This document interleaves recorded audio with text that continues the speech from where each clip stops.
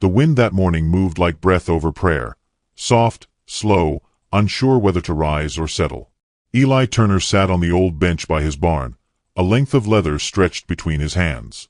The smell of oil and dust hung thick in the air. He was mending a bridle, same as he did every Sunday morning since the year he stopped going to church.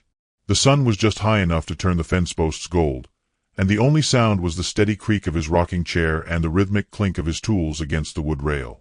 He liked silence. It didn't argue, didn't promise, didn't break. The land around him stretched for miles, hills scorched by summer, a lone windmill turning lazy circles above the well. He had no wife to scold his quietness, no child to chase the chickens through the dust. There were just his boots, his thoughts, and the hollow ache that settled in a man when he's lived too long alone. Then came a sound that didn't belong. Hooves. No, too light. Footsteps. Small ones. He straightened, eyes narrowing toward the long road that cut through the mesquite. From the shimmer of heat rose a shape, then two, then three, one tall, swaying, one small, dragging, and one bundled against the tall woman's chest. A mother and her children, walking from nowhere, toward him. They came slow, like each step was a decision. The woman's dress was torn at the hem, and her hair hung loose around a face that had seen too many hard miles for 19 years. The child beside her, barefoot, 5 maybe, clutched a faded quilt tight around a bundle that barely moved. The sight made something twist in Eli's gut. When they reached the fence, the mother's knees buckled. The little girl caught her arm and looked toward Eli, her face pale beneath a streak of dust. "Sir," she said, voice barely louder than a sigh, "can my mama have some water?" Eli stood slow, like a man afraid the moment might break if he moved too quick. He nodded, filled a pail at the pump, and carried it to them. The woman took one drink, then sank to her knees, whispering thank you before her eyes rolled shut. The girl stepped forward instead, her tiny hands gripping the pail's edge. She looked up, meeting his gaze with the kind of steady that only comes from children who've already learned the world don't give much. "My mama's just 19, she whispered. "Can you be my dad?" The words struck him like a hammer to the chest. He froze, one hand still on the fence rail. The silence afterward felt heavier than thunder.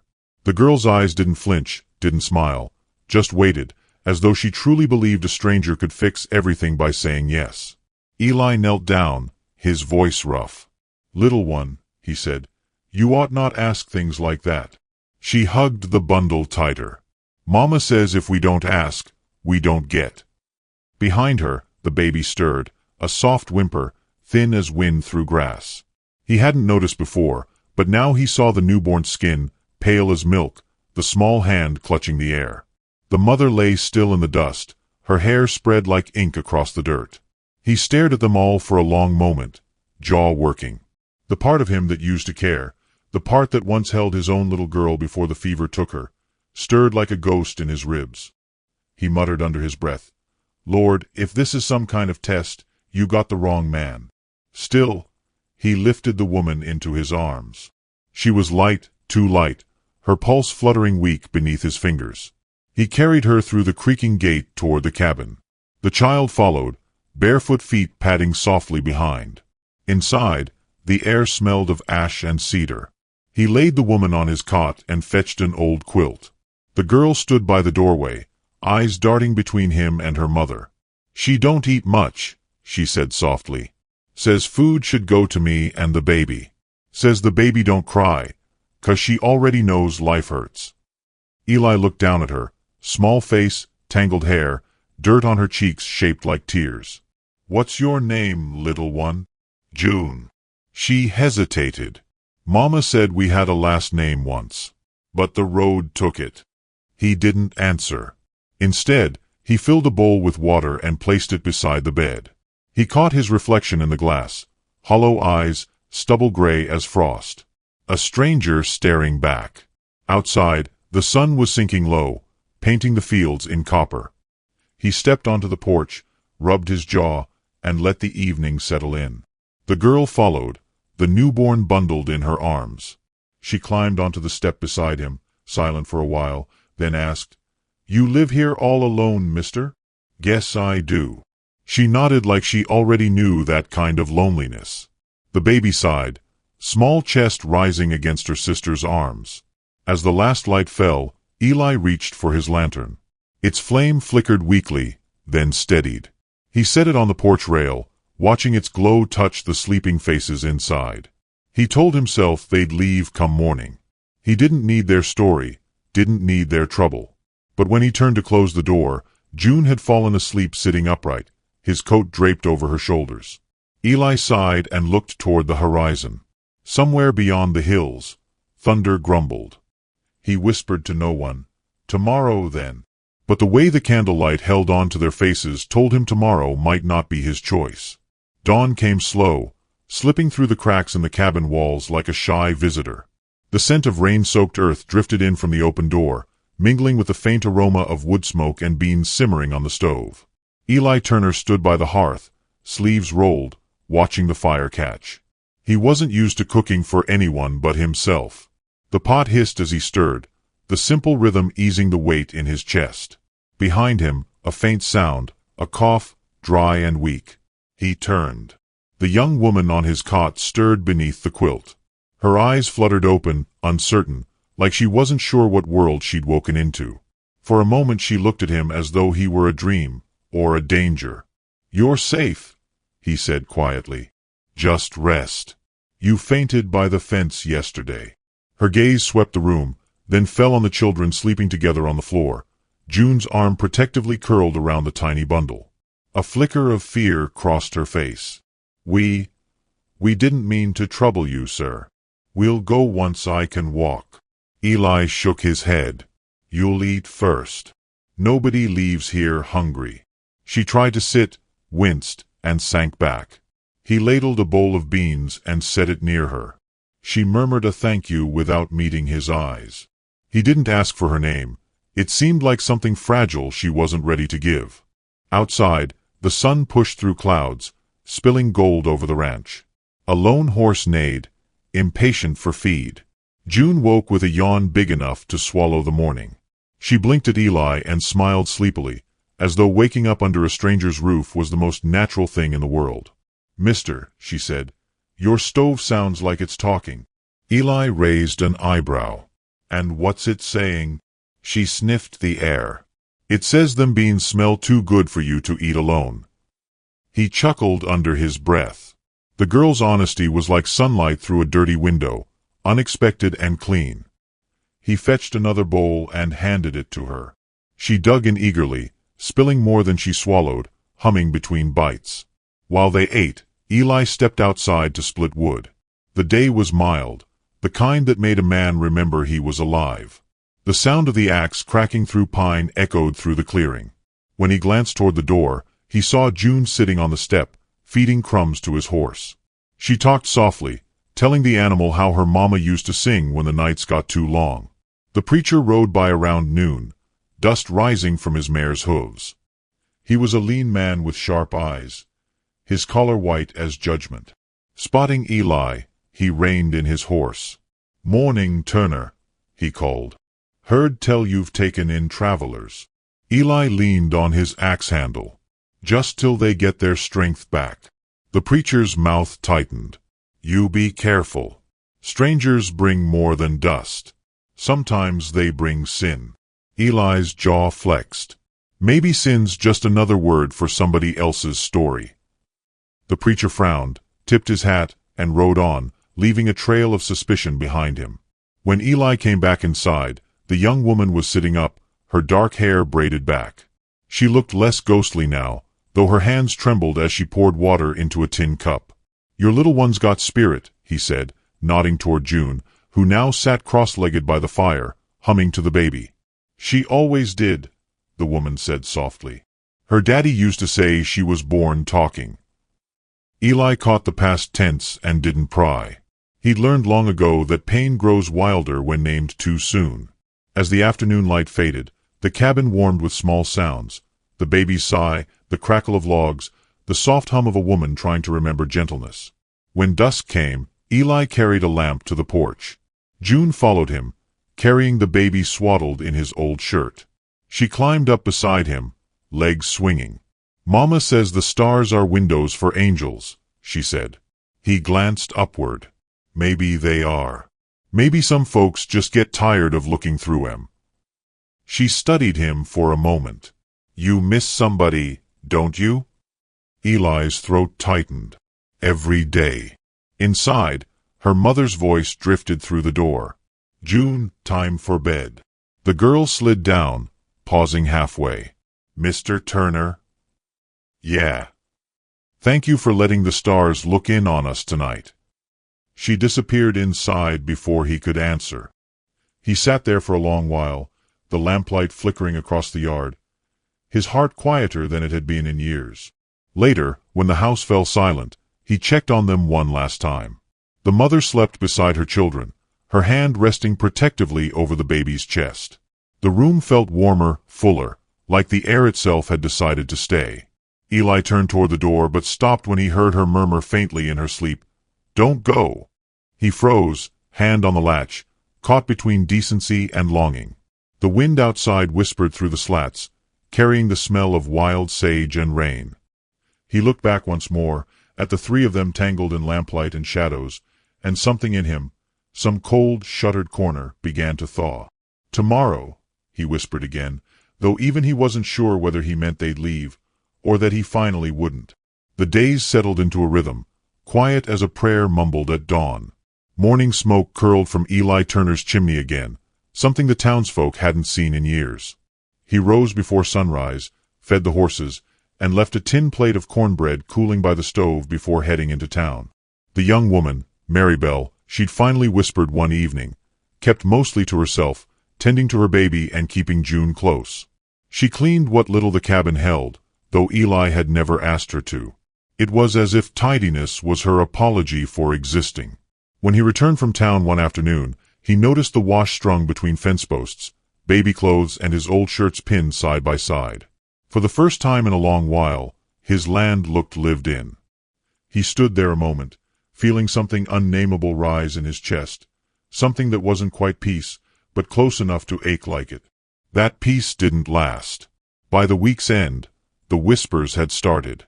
The storekeeper's wife looked him up and down while weighing his flour, her mouth tight as thread. "You took in that girl," she said finally. "Heard she's not your kin." Eli said nothing, just dropped his coins on the counter. "She's trouble," the woman went on, lowering her voice. "They say she worked nights down by the depot, singing for drinks, if you catch my meaning." Eli met her gaze, voice low. "I don't trade in rumors, ma'am. Only cornmeal." But when he left the store, he could feel eyes on his back, like the town itself was measuring him against its small standards and finding him wanting. That evening, Marybelle was outside hanging wet linens when he returned. The wind caught her hair, turning it to gold where the light touched it. He told her what folks were saying, not to shame her, but because truth was cleaner than silence. She didn't flinch. "Let them talk," she said. "They always do. I've been called worse than what they whisper." Her voice was steady, but her hands trembled as she pinned the last sheet. Eli studied her face, saw the tired dignity there. "You got people anywhere?" "Not anymore." She hesitated. "I had a husband once. He promised a house and a name that'd keep me safe. Promises don't stop fists." Eli looked away, the memory of his own past rising like a bruise beneath the skin. The night he'd raised his hand in anger, just once, before sorrow took everything that might have forgiven him. He cleared his throat. "You're safe here. You don't owe me your past." "I know," she said. "But pasts don't care about owing." The wind shifted, carrying the smell of rain and sagebrush. From inside, June's laughter spilled out, a clear, bell-like sound that didn't belong in a house once so hollow. Marybelle turned toward it, eyes softening. The next Sunday, Eli rode with them to the small church at the edge of town. The preacher's gaze paused on Marybelle as they entered, his expression unreadable. Whispers rippled through the pews like leaves in wind. June clutched Eli's hand, sensing the tension. During the sermon, the preacher's voice carried heavier than usual. "And whoso shall receive one such little child in my name receiveth me," he declared, eyes fixed on Eli. The words were meant as praise, maybe, or warning. It was hard to tell. After service, no one greeted them. Mothers guided their children away. One man muttered, "Kindness don't wash sin clean." Eli felt June press closer to his leg, her small fingers gripping his coat. He placed a steady hand over hers and led his little family down the dirt path in silence. At home, Maribel didn't cry or curse. She simply folded her shawl across the table and said, "I shouldn't have gone. Folks see a woman like me and think they already know the story." Eli poured her a cup of coffee and sat across from her. "Maybe it's time you stopped letting them write it." She looked at him for a long moment, then smiled, small, tired, but real. "You make it sound easy." He shook his head. "Nothing worth keeping ever is." That night, the air felt softer somehow. June sat on the porch, humming the same lullaby her mother used to sing. Eli stepped out to join her. "You like it here?" he asked. She nodded. "Mama says we don't belong nowhere. But this place smells like home." He stared out at the lanterns swaying in the wind, the hills bathed in silver light. "Then maybe it's time someone built one proper." Inside, Maribel rocked the baby until sleep took them both. Eli stood in the doorway, watching the quiet scene unfold, the kind of stillness that could heal a man if he let it. But as thunder rolled faintly in the distance, he knew peace on the frontier never stayed long. Somewhere beyond the horizon, something was stirring, a choice, a reckoning, a return of ghosts not yet buried. And when Maribel murmured his name in her sleep, soft as prayer, Eli understood. The past wasn't done with either of them. The first true heat of summer came with no warning. The grass turned brittle, the air dry enough to crack lips and tempers alike. Even the horses grew restless, stamping at flies and snorting at ghosts in the dust. Eli Turner spent his days patching fences and praying for rain that never came. Each evening, he'd glance toward the horizon, half expecting the storm that always seemed to die before reaching his land. Maribel moved quieter than usual, her eyes heavy with thought. She'd been mending clothes by lamplight, her needle flashing like a firefly in the gloom. June sang soft songs to her baby sister on the porch, her voice rising and falling with the windmill's creak. The rhythm had become the heartbeat of their strange little home, steady, patient, fragile. Then one evening, just after sundown, the wind changed. Eli smelled smoke before he saw the glow. A line of orange flickered on the far hill, thin as the edge of a knife. He dropped the feed bucket and ran, shouting toward the house. "Fire! Get the little ones inside." Maribel froze for half a breath, then scooped the baby into her arms. "June, inside now." But June stood wide-eyed on the porch, watching the orange bloom grow in the distance like some terrible sunrise. Eli grabbed the water barrels and kicked the barn doors open. Sparks were already floating through the dark, carried on the gusting wind. The fire raced faster than thought, crawling through the grass toward the windmill. Eli soaked burlap sacks, beating at the flames as they licked at the fence posts. Smoke burned his throat, his lungs screaming for mercy. Behind him, Maribel coughed, wrapping a wet blanket around June and the baby. The sky roared, alive, furious, and merciless. For a moment, the world became nothing but red and black and heat. Then came the scream of a horse breaking its tether. The animal bolted, eyes white with terror, hooves striking sparks on stone. Eli lunged, catching the reins just before the beast could run through the fire. He pulled hard, murmuring, "Easy now, boy, easy." The horse trembled but stilled, breath ragged as Eli's own. When he turned back, the fire had reached the base of the windmill. Flames coiled around the wooden frame like hungry snakes. Without thinking, he ran toward it. Maribel's voice broke through the smoke. "Eli, don't." But he was already there, smothering the blaze with wet cloth and sheer stubbornness. The windmill groaned, wood cracking beneath his hands. For one awful second, it seemed ready to fall and bury him. Then, just as sudden as it had come, the wind shifted again. The fire faltered. Rain, thin, miraculous, began to fall. Eli sank to his knees, coughing hard enough to see stars. The world hissed around him, steam rising from the dying flames. When he lifted his head, Maribel was there, hair soaked, eyes wild with fear. She dropped to the ground beside him, pressing a torn piece of her skirt against the burns on his hands. "You fool!" she whispered, her voice breaking. "You could have died." He looked at her, too tired to speak. The rain fell steady now, tracing clean lines through the soot on her face. June ran to them, the baby wailing softly in her arms. Eli took the child without thinking, holding her close, feeling the small heartbeat flutter against his chest. Something inside him, something closed for years, gave way. When the last flame died, they sat together in the wet grass. The windmill stood blackened but upright, its slow, creaking spin sounding almost like forgiveness.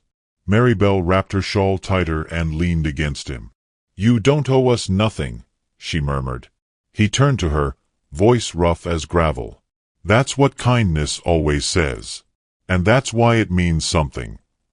She smiled faintly, exhaustion softening her features. "You talk like a preacher when you're half dead. Maybe I just like the sound of hope." They stayed that way until the rain thinned to drizzle. The fire had spared the cabin, but the air smelled of ash and endings. Eli stood, offering his hand to her. "Come on. Let's get these little ones warm." Inside, the fire in the hearth burned gentle, like it understood it had no right to roar anymore. June curled up by the wall, fast asleep before the thunder faded. Maribel sat beside Eli on the floor, her head resting against his shoulder.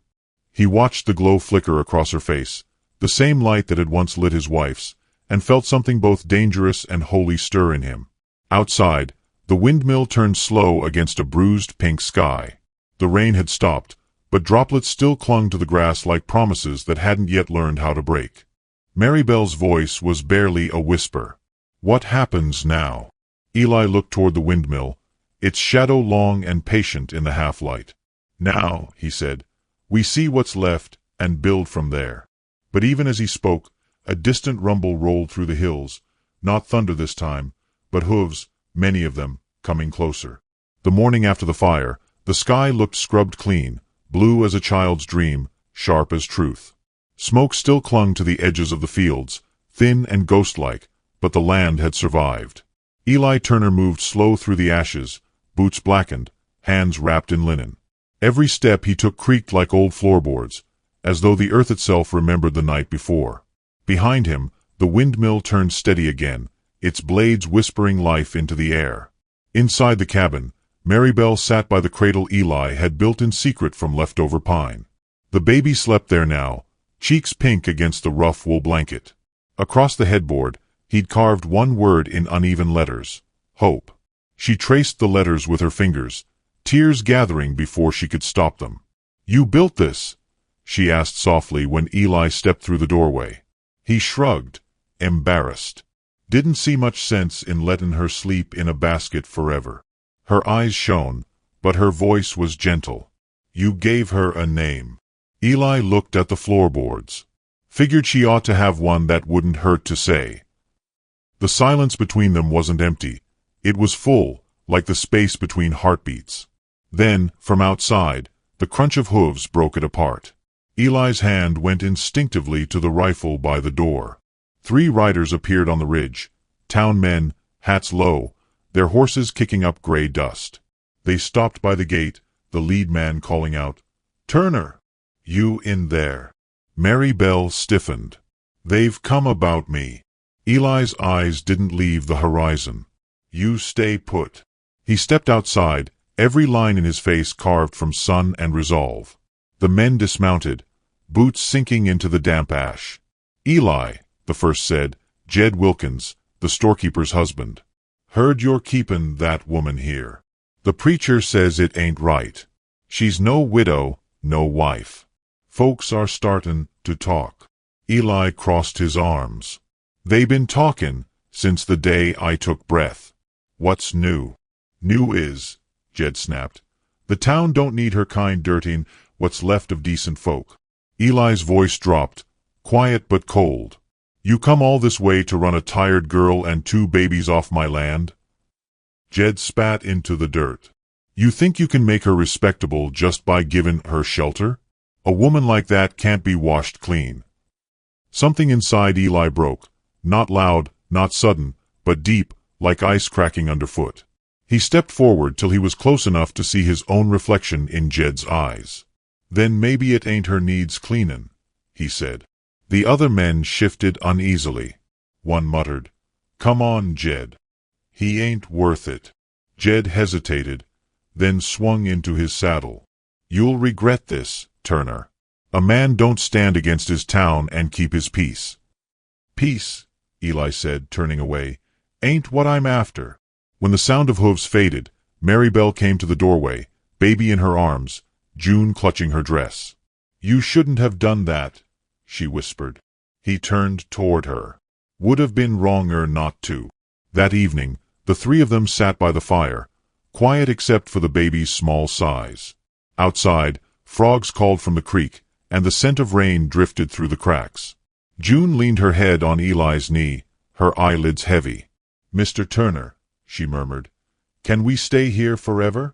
Eli hesitated, glancing at Marybelle. She looked away, her fingers smoothing the baby's blanket. "We'll only make trouble for him, June." The girl shook her head. "You said hope means new start. Maybe it's ours too." Eli reached down, resting a hand lightly on June's hair. "Maybe she's right." Marybelle's voice trembled. "You don't know what you're saying. They'll never forgive you for keeping us."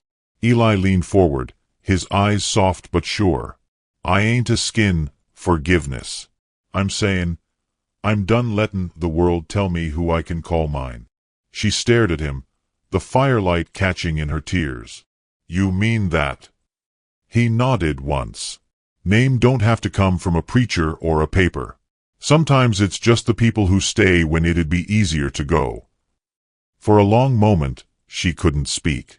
Then she reached for his hand, her touch trembling but steady. "Then we'll stay," she whispered. "And we'll carry your name, if you'll carry ours." He looked at her, at June, at the baby sleeping between them, and something deep inside him eased, as if a lifetime of ghosts finally laid down to rest. Outside, the windmill groaned softly, turning under a sky streaked with stars.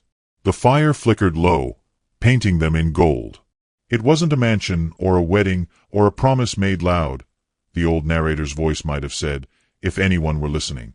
It was cornbread on a cracked plate, the warmth of small hands in his, and the way she looked at him when she thought he wasn't watching. And maybe that's how homes are made, one small kindness at a time. Then, from somewhere far off, thunder rolled again, deep, distant, and uncertain, reminding them that peace, like love, was never given. It was built, and guarded, and chosen. Which city are you watching our video from? Please leave a comment. Please subscribe to the channel as well. Thank you.